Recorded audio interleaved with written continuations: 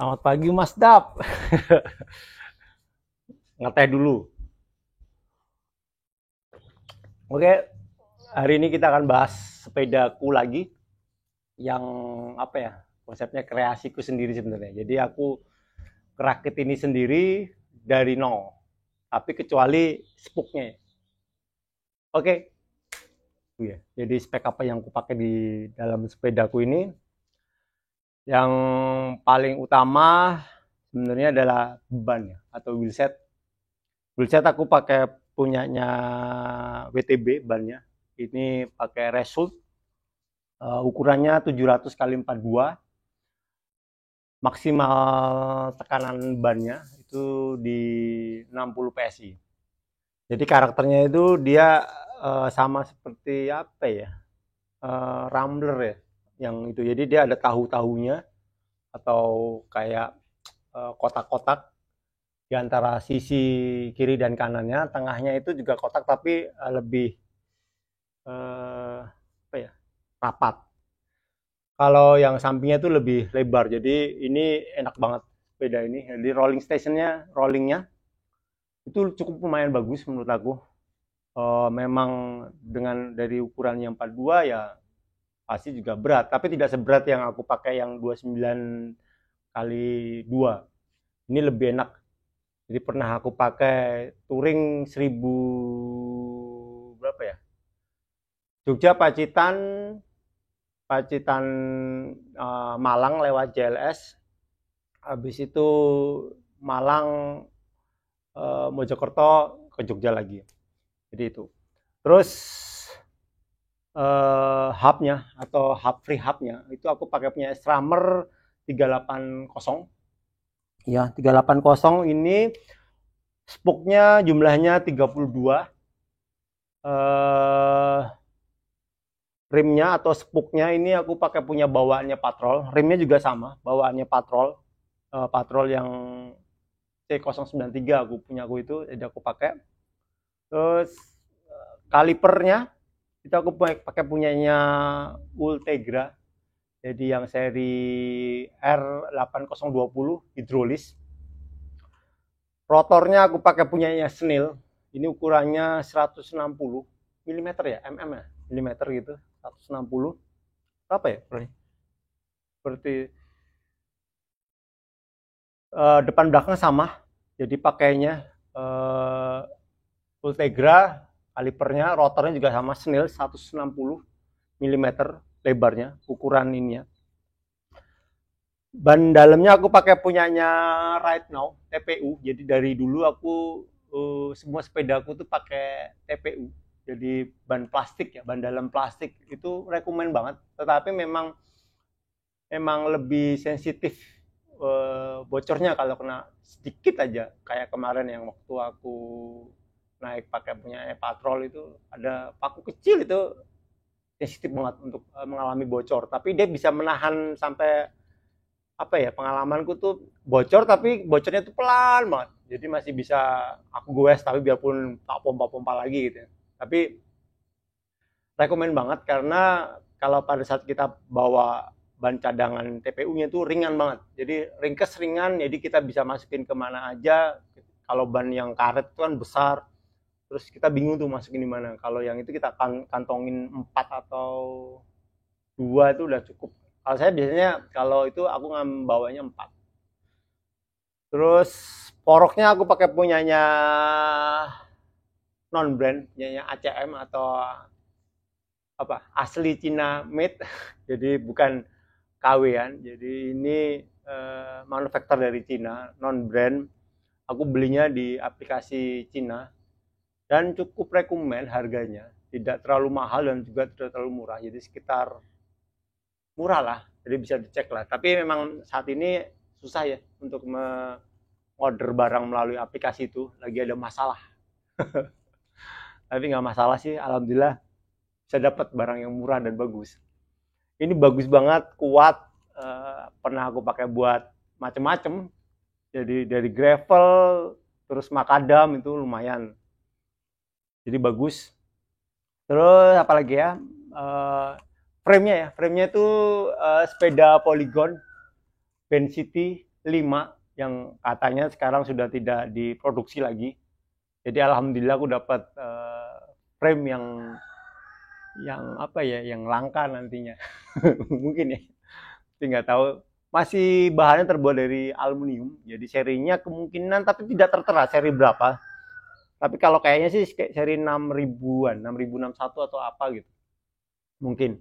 Karena sebenarnya aku paling suka tuh dengan seri 7000 kayak punyanya Moso segala macam. Itu bagus, tapi aku nggak mau beli lagi. Yang apa adanya aja udah seperti ini. Tapi lumayan bagus, enak. Geometrisnya oke banget. Dia pun bedanya sini headtube-nya tuh panjang banget. Tapi ini ukurannya 56. Jadi panjang banget di sini. Jadi akhirnya menghemat ini ya. Apa namanya itu? Stirtup atau apa namanya. Jadi masih bisa dipotongnya nggak terlalu banyak banget. Jadi bisa pakai ke sepeda mana aja kalau itu. Setelah itu, nah yang bikin aneh tuh teman-teman pada nanya tuh masalah ini nih, masalah kokpitnya. Jadi ini sebenarnya kreasiku. Ya pun mungkin sudah ada ya di luaran sana atau dimanapun sebelum tahun ini atau bla bla mungkin nggak pernah nyoba gini. Ini adalah speknya MTB. Ini brake kalipernya, brake levernya punyanya XT. Tak bedain ini seri M8000, ini seri M8100. Ternyata bisa dimasukin ke drop bar. Drop barnya ini punyanya Bontrager yang seri COM. Ini lebarnya 40 cm. Reach ke dropnya itu 120 cm kalau nggak salah ini. Iya, 120 mm atau 12 cm. Terus jarak sini ke depannya ini 10 cm. Pipanya 31, berapa mili. Jadi memang buat aku kependekan sebenarnya, tapi ya ala kadarnya aja sih yang aku pakai seperti. Dan ternyata bisa dengan diameter pipanya itu di 31, berapa nih? 8 atau 3,18 cm masih bisa dengan cara di sini kan di kunciannya MTB itu ada kayak karet ya. Jadi karet yang untuk menambah itunya. Ini dilepas saja, tinggal dimasukin ke sini, terus diganti bautnya. Bautnya dicari yang baut yang sama tapi lebih panjang dan itu banyak dijual di mana aja. Kalau yang paling riskan tuh sebenarnya yang shifternya. Shifternya aku pakai punyanya XT 11 speed seri M8000 yang lama yang masih ada indikator itunya. Sebenarnya kalau rekomendasiku jangan yang seri yang seperti aku ini karena dia tidak bisa ke sana lagi karena ke kunci sama yang indikator speednya itu rasionya itu apa namanya itu. Jadi seperti itu. Kalau bisa yang polosan kayak yang seri terbaru ini yang Diori 11 speed atau yang dia nggak ada ini ya. Jadi bisa dipanjangin karena pipa dropbar yang road bike itu ini kayak double bedded. Jadi kecil sini standar, habis itu mendekati steam itu dia melebar. Jadi akhirnya tidak bisa mentok. Kalau ini bisa mentok sini lebih enak lagi. Jadi shifternya pada saat kita ganti itu enak. Jadi nggak terlalu ini, terus pada saat kita drop nggak kena ini ya. Jadi ini tuh nggak kena ke tangan.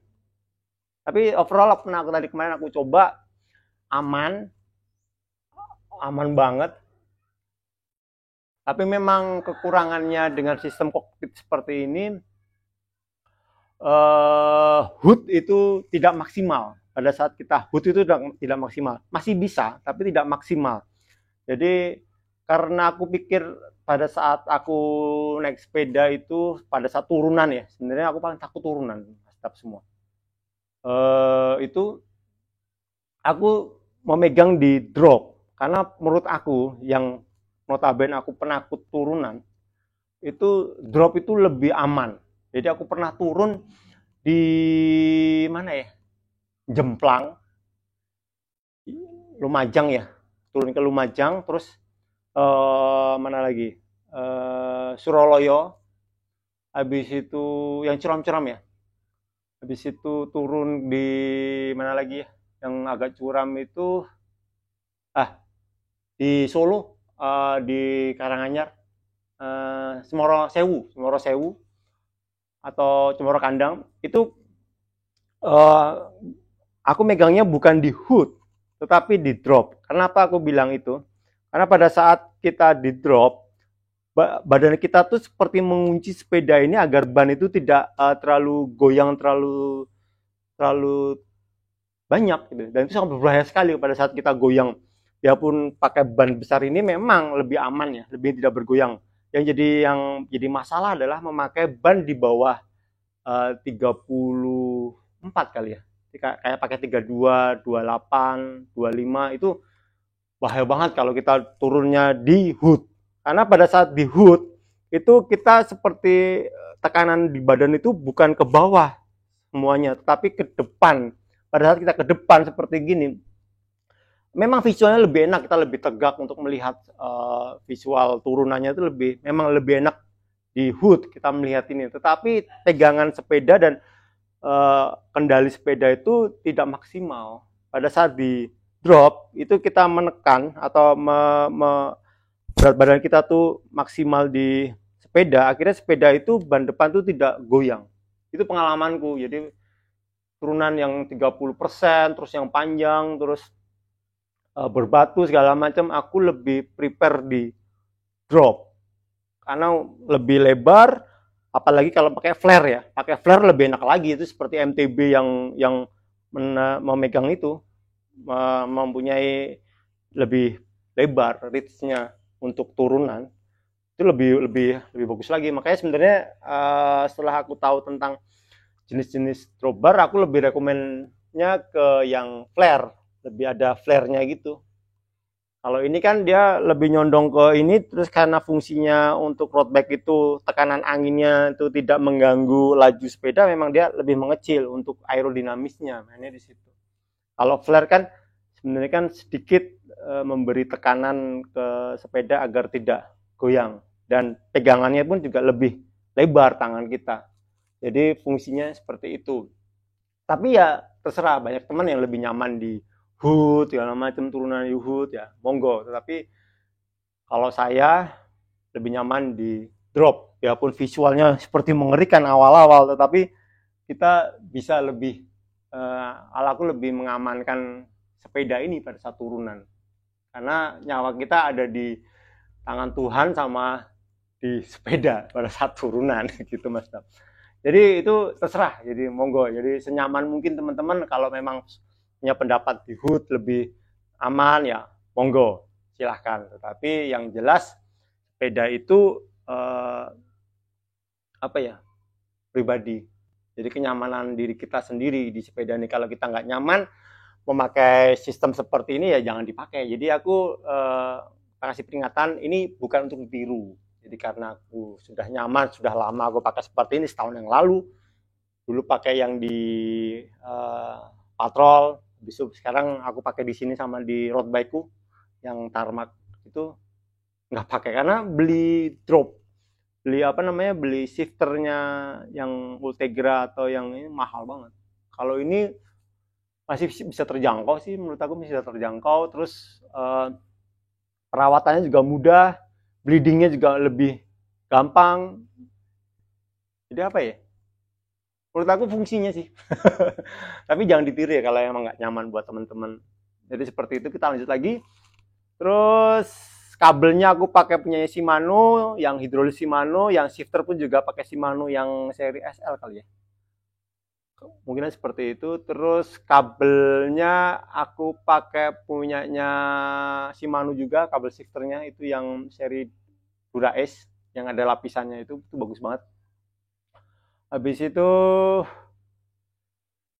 ini banyak yang nanya ini apa, ini sebenarnya buat aku penting banget ya. Kalau misalnya panjenengan memakai kayak apa, brake shifternya atau shifternya Ultegra atau road bike. Jadi Ini tuh kita tinggal nyopot di sini aja, bukan nyopot di sini, karena sepengalamanku pakai back shifternya Ultegra atau road bike itu sangat rentan di daerah sininya.